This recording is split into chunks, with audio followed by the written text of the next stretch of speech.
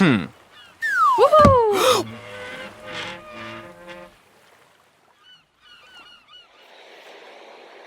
Today, we're going to explore a mystery.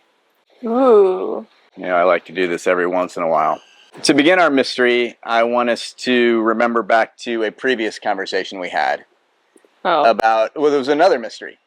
And that was, how could productivity in the United States increase 10% every year, and yet we still all have to work as much? Right. Do you remember what our conclusion was that sort of helped us understand that mystery? Fairness, right? Yeah, fairness. Right? Talk to me about it. Basically, it's because we want to be rewarded for our work, and we don't want others to be rewarded equally for less work or more for the same work. So we want to feel like we're getting what we're owed. We want to feel that fair is fair. Right. So I think that we, on some level, we said if any one person in the world has to work, we all have to work. Yeah. I think the importance of that was, in some level, to show that fairness is so deeply rooted in our being that, you know, we literally force half the population to work that doesn't have to, just in order to make it fair for everyone. And it's not fair for everyone. Right. Well, I know, but still, right? I mean, but that's the thought, right? Like, that's how far society will go in order to promote fairness. Society. I want to show you a quick video. Okay. Watch this quick video of these chimps getting lettuce thrown to them. 11 minutes long. No, it's just me real quick.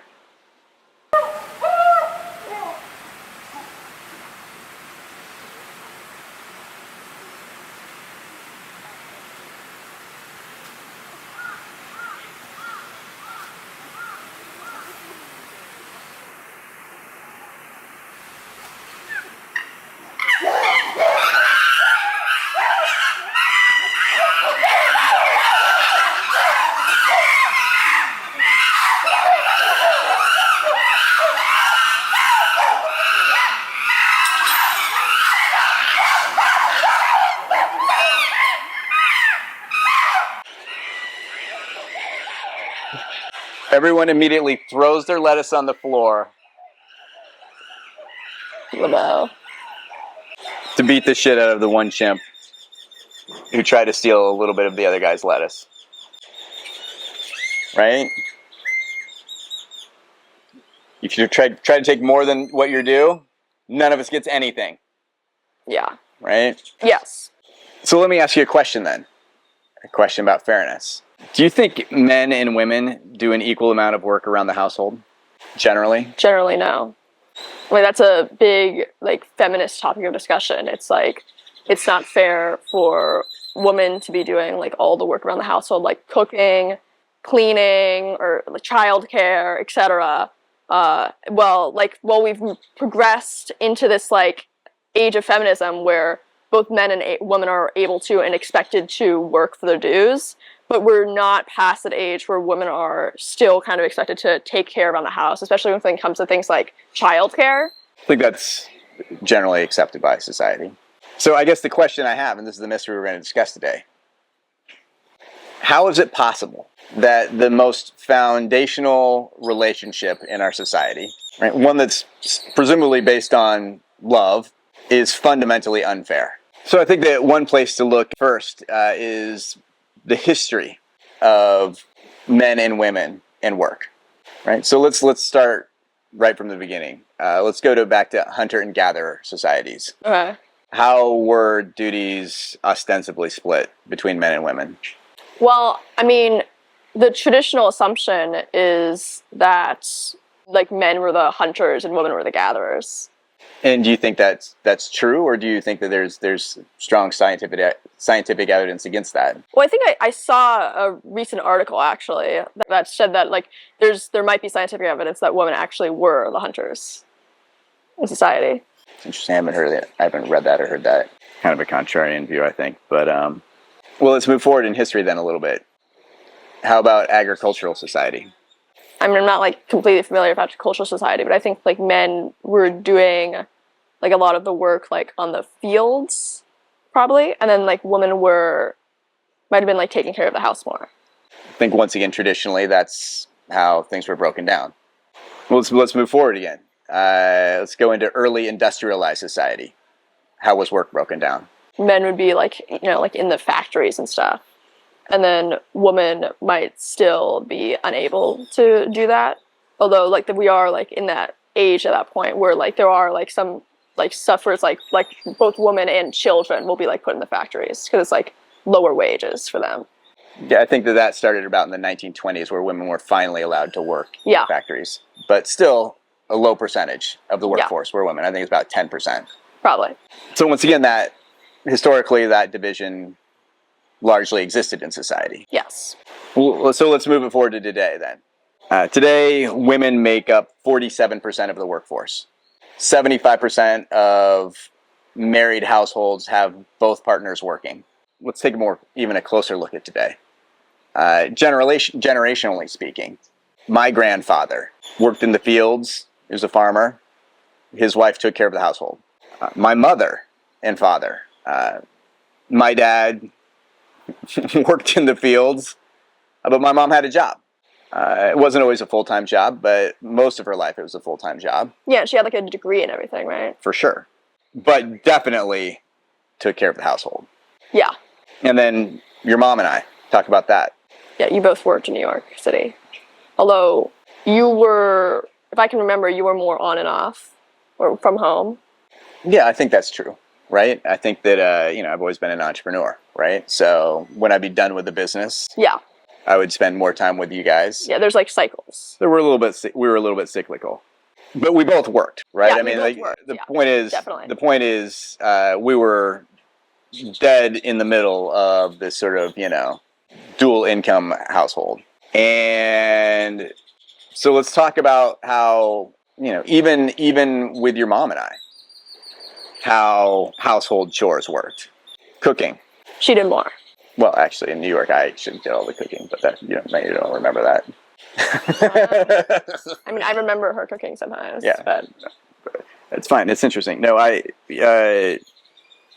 maybe my memories of now are being projected in the past. What about cleaning the house? I'm not sure.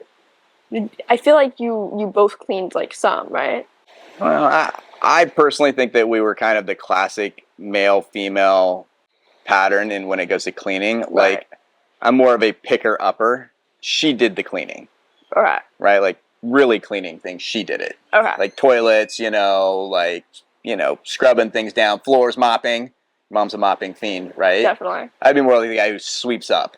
Right. Right? And, picks up all the shit and puts it away. So I think it's pretty typical in men and women's relationships, quite honestly. What about childcare? It's kind of even. I mean, you were home a lot, so you just like spend some time with us. But then like she would always also like be trying to spend a lot of time with us, like whenever she was home. So I don't think it was that like skewed in either direction. But did you have a different opinion? Yeah, for sure. Your mom did way more childcare than I did, always. And I think that's probably the most typical place where women do more. And maybe it changed a little bit when you were a little older, but particularly when you were super young. Infants, toddlers. Mom's mom. Right? Yeah. So I guess my point is, even in a modern, progressive household, mom still did more. Yeah. Even though she was working. Just as much, if not more than me. So I guess the question, why? How's that happen? Probably the patriarchal assumptions brought down on both of you from the way that you were raised and the way that society views heterosexual relationships. Yeah, I think that's part of it. I think that you learn to parent from what you see your parents do. Yeah. And, I think that I already described my parents as being somewhat uneven in that.